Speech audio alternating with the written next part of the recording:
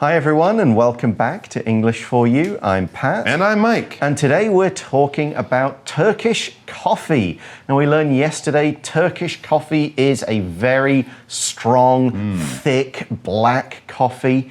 It first, when it started to appear in Turkey about 500 years ago, it was a beverage for the upper classes. It was the sort of thing rich, wealthy rulers drank. But not too long after it became available to everyone. Absolutely. Coffee houses back then were serving coffee in Turkey during the 16th century. It was often only for rich people, then maybe business people started to drink it. It wasn't sort of the common working person's drink that it is today, but that was really just because it wasn't so popular. Once it started to become popular, everyone started drinking it. It first appeared in Constantinople, the capital, which we call Istanbul, but still back then Constantinople was the capital of Turkey and the Ottoman Empire, and then it spread throughout their lands as more and more people started to drink it, and it became so common that it actually became part of the Turkish marriage ritual or traditions when people were getting married. Yeah, in one version of this, a potential bride makes coffee for her husband's family, but puts salt in her potential husband's. Interesting. To test her husband's patience, that is, because if the husband can drink this salty coffee and still seem happy and not get upset and still have a good time with his parents and future parents-in-law, then maybe he'll be patient enough to marry this lady who can't make coffee. Well, today we're going to find out more about how Turkish coffee is made and what you can do with it while you're drinking it and even after. Let's check out today's article. Reading. Turkish coffee, a unique experience. Turkish coffee is usually made in a small pot called a cezve. It can be made with or without sugar. Coffee is ground finely and then combined with cold water. It's then heated gradually on a stove. As the coffee starts to boil, it creates foam, which is a key part of Turkish coffee. The ground coffee is not filtered out, making the coffee very strong and thick. Turkish coffee is typically served in small cups with saucers. Turkish coffee is also sometimes served with Turkish delight, a sweet snack. Turkish delight, or lokum, is usually small and soft like a gumdrop, and each piece is covered in sugar. Turkish coffee can also be used to tell someone's fortune. This practice is known as tasseomancy. The finished cup of coffee is turned over on the saucer. Once the remains are cool, the person's fortune can be read in the spilled coffee grounds.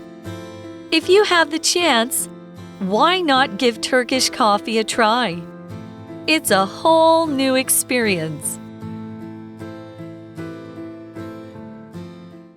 All right, we're going to have a few Turkish words here, so anyone who's Turkish out there, please forgive us if our pronunciation's not so good. But yes, you want to know how to make Turkish coffee.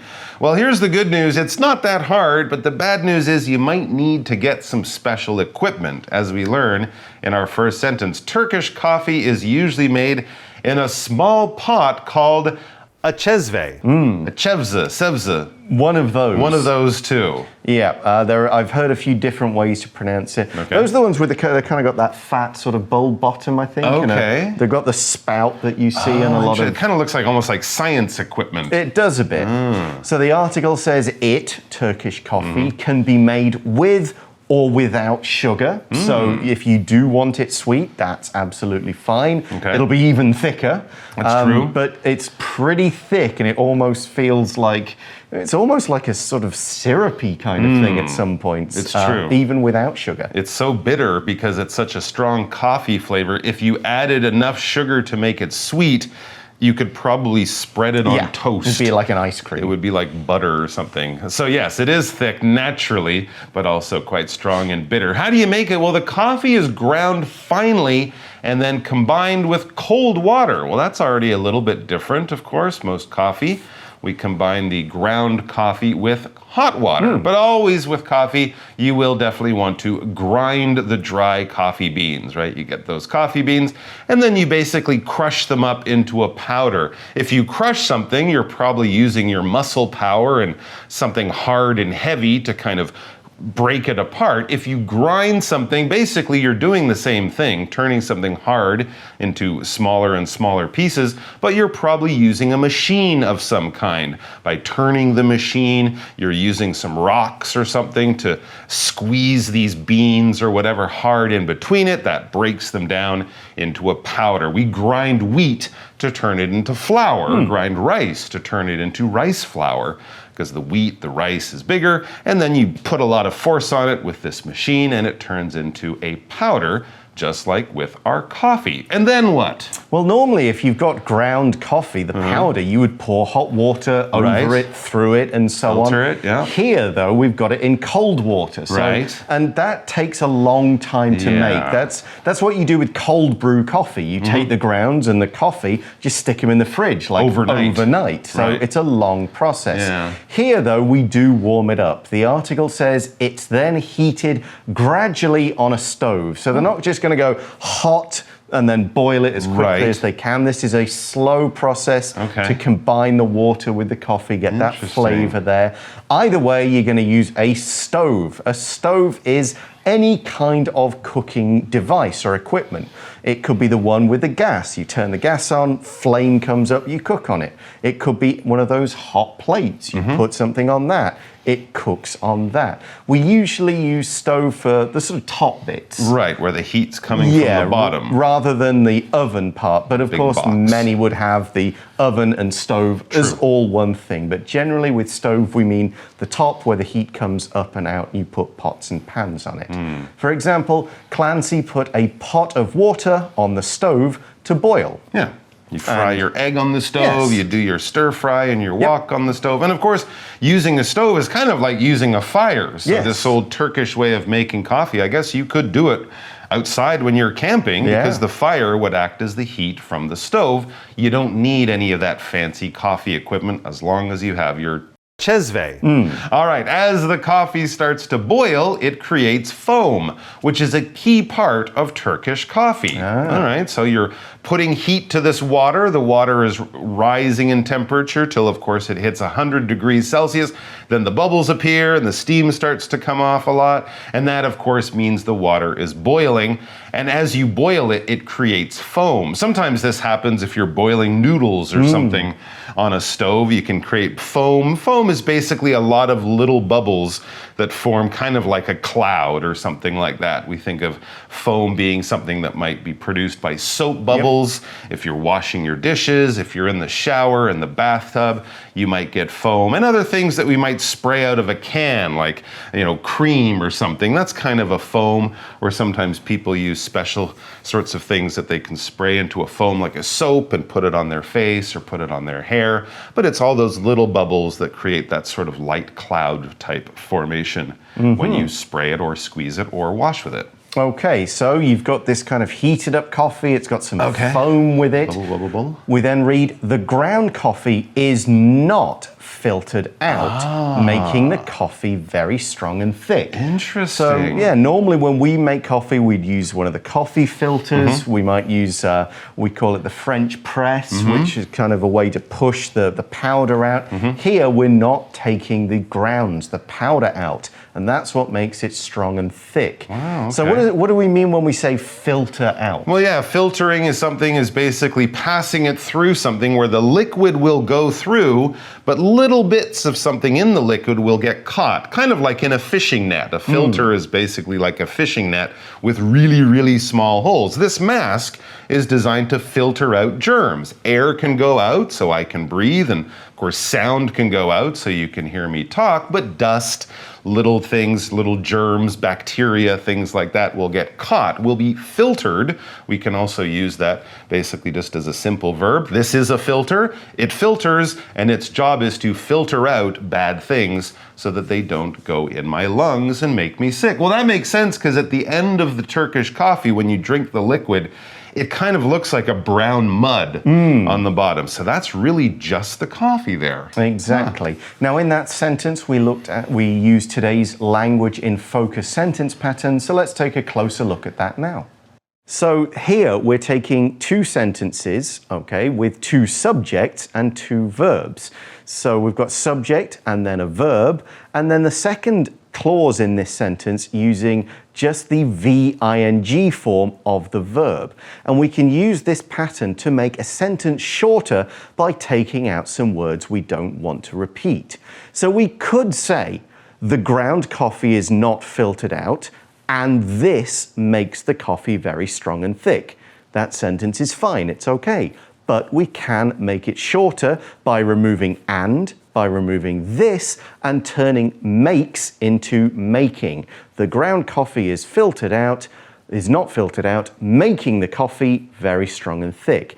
This happens a lot in English because it makes the sentence more efficient. It's shorter, we're not repeating words, we're not putting in a lot of small words that we can do without. So we could say, Susan ran into her room and she closed the door behind her. We can shorten that to Susan ran into her room, closing the door behind her. We've got rid of and, we've got rid of she, we don't really need them, and closed has become closing. We just need that V-ing to kind of fit the whole thing together.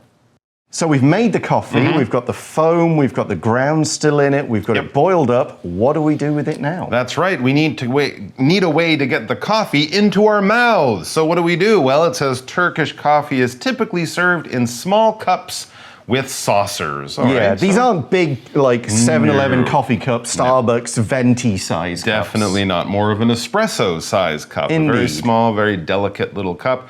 Really only like 2 or 3 spoonfuls of coffee in there, but trust me, that's all you need. Now, of course, you can probably get Turkish coffee served in a more modern way, in a paper cup or something like that by the side of the road, but typically it will be served in small cups with saucers. Typically means usually, normally, this is what often happens, this is quite common, this is what you would expect to see.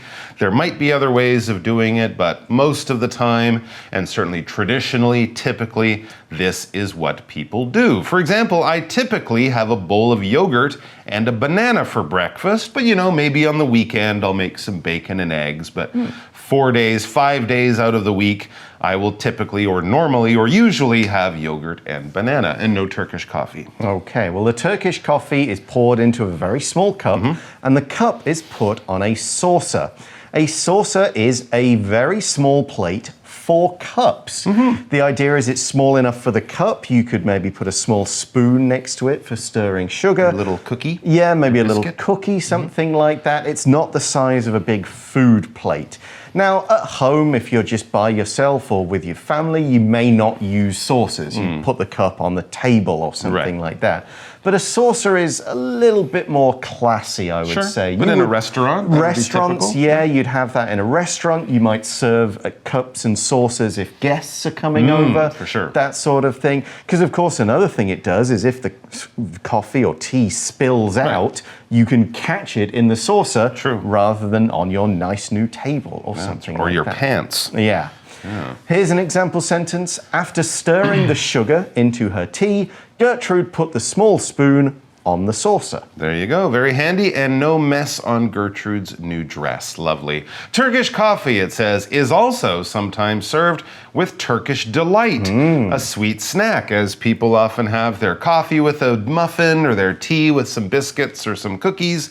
People might have Turkish coffee along with Turkish delight, a sweet little snack, a little bite to eat, to enjoy with your coffee. Yeah, because you've got the very bitter taste of the coffee with this very sweet Turkish delight. Nice. So what is this stuff? The article says Turkish delight, or lokum, and again, if we've pronounced that wrong, apologies, is usually small and soft like a gumdrop, and each piece is covered in sugar. Okay, a gumdrop is the kind of brightly colored candy. It's usually covered in sugar and it has a sort of fruity or sometimes maybe a spicy flavor.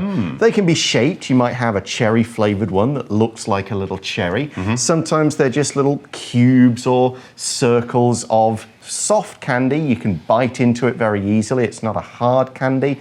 Usually got a flavor and there's a bit of sugar all over it. Lovely. And Turkish delight often also comes in kind of flowery flavors, rose flavors and things like that. It's very light, but it's really worth trying. Actually, the last time I bought some Turkish delight was at Harrods in London. Fancy. Fancy Turkish. My wife fell in love with it. It was great. So yeah, try out some Turkish delight with your Turkish coffee.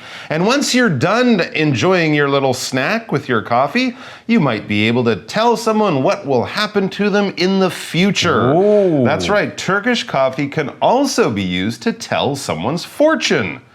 I didn't know that. What is your fortune? It is your future, your fate, your destiny. What will happen to you in the days, weeks, months, and years to come?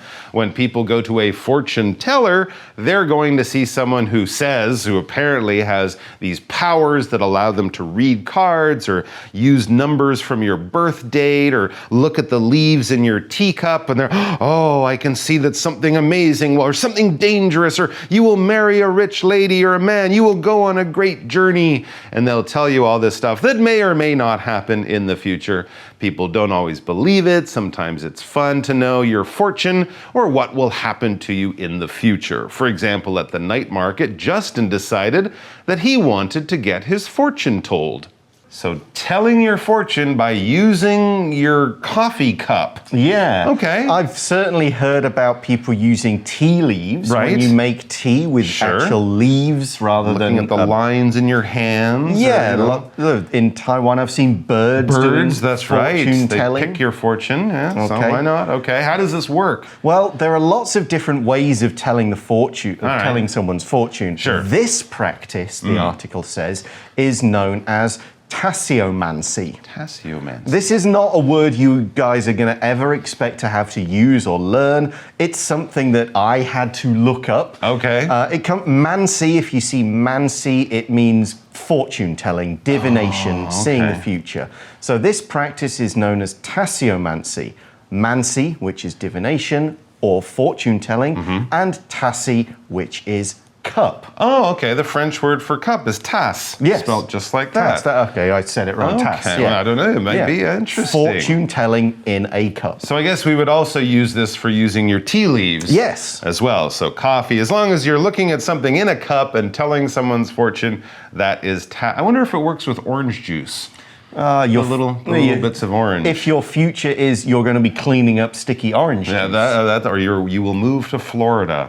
All right, anyways, back to the article. So yes, how do we do tasseomancy with our finished Turkish coffee cup? Well, it says the finished cup of coffee is turned over on the saucer. Oh, another reason to have a saucer. Otherwise, you'll be doing tasseomancy off your pants. And you don't want to be doing that. But the first thing you need to do is get the coffee out of the bottom of the cup. Because yes, it's just a big brown bunch of mud at the bottom. You can't really see much, it's just brown. So you have to turn over the cup. To turn something over is to take the bottom part and put it on the top, and the top part put it on the bottom. Basically do that. You might turn over a cup to show that you finished washing it and you want it to dry that way. So you're putting it upside down, in other words, or you're turning it over. So once the remains are cool, the person's fortune can be read in the spilled coffee grounds. Oh, you have to let the coffee cool. Right. Okay. And maybe spread out a bit. Yeah, it probably moves a little bit as it cools. Okay. So here we're using remains, and when we use remains in this way, we're using it always as a plural noun.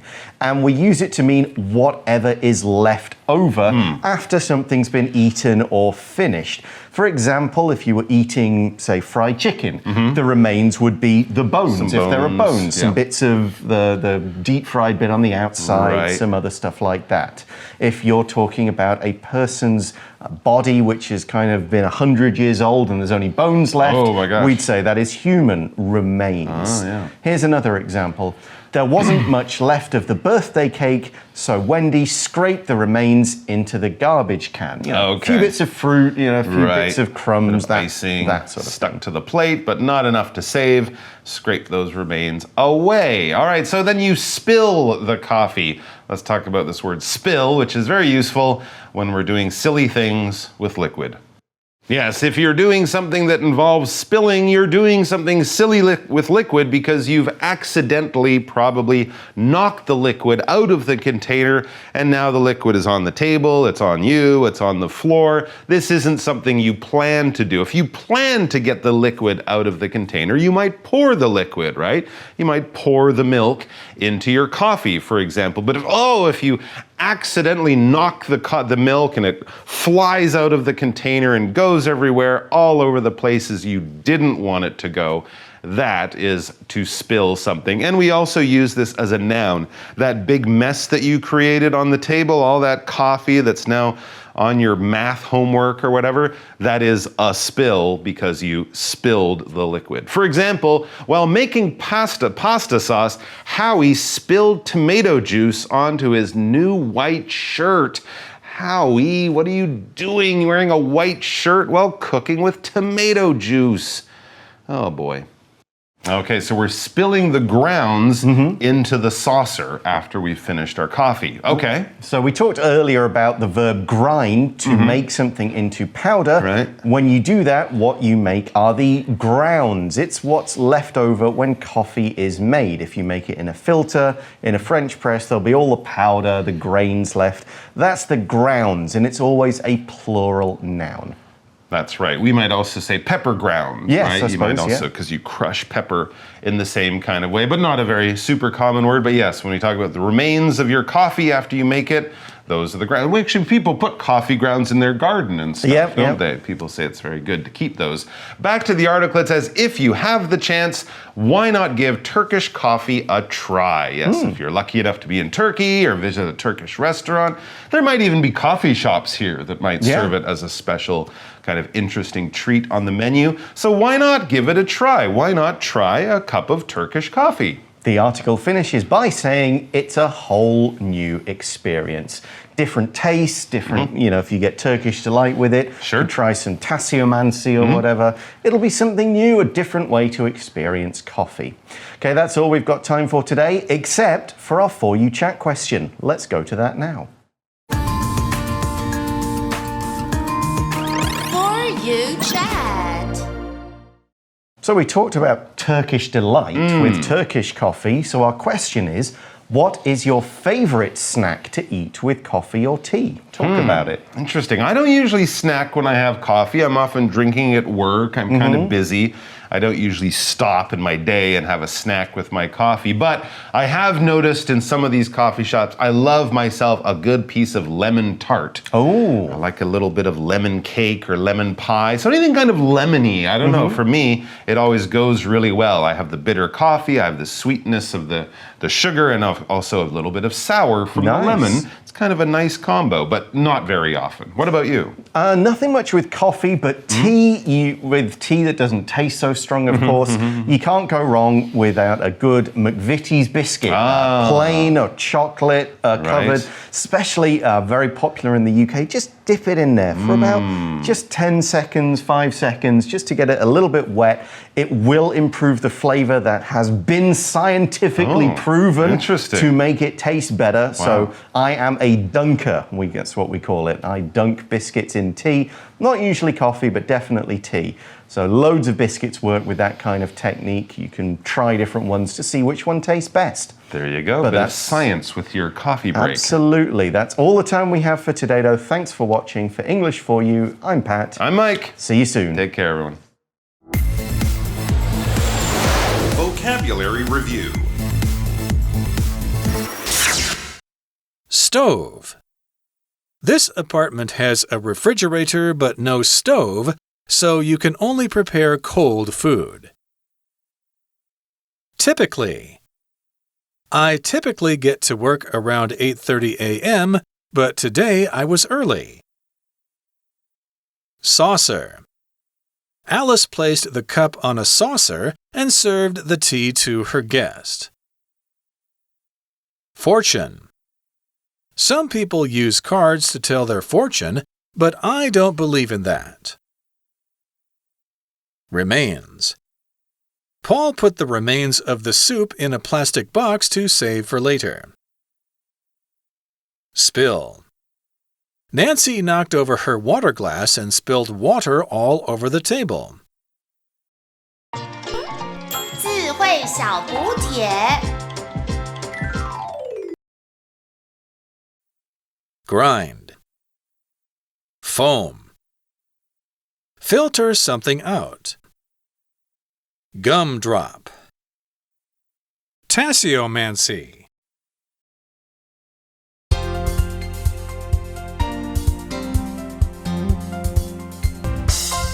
以上节目是由活用空中美语制作。活用空中美语杂志，请洽询全国各大书店。如欲索取试听教材，请来电02-2364-4000 02-2364-4000，或上网查询，网址是 www.english4u.net www.english4u.net